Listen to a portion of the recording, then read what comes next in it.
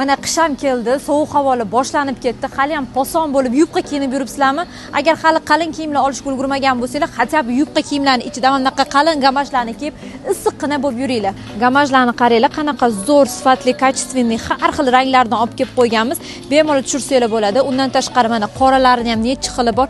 Даже kojinnilar ham bor, trikotajnilar ham bor, tegi ochig'i-yu yopig'i ham bor. Materiallari hammasi sifati chotki. Agar asalgina bo'lib sizlar kalta ko'yning mini yubkalarda yuradigan bo'lsanglar, uni ham o'ylab qo'yganmiz. Mana shunaqa kolgotkalarimiz kelgan, xuddi setichni kapronga o'xshab turadi kiysanglar, no ichi qalingina, issiqqina bo'lasizlar.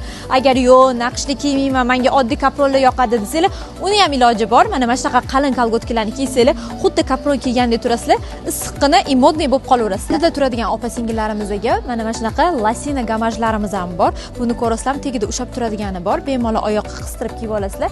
Rangi ko'rayotganinglardek mana bejevый, seri, qora, siniy, jigarrang, qora, mana bunaqa необычный ranglardan ham bor. Ovolinglar, issiqqina bo'lib yuringlar.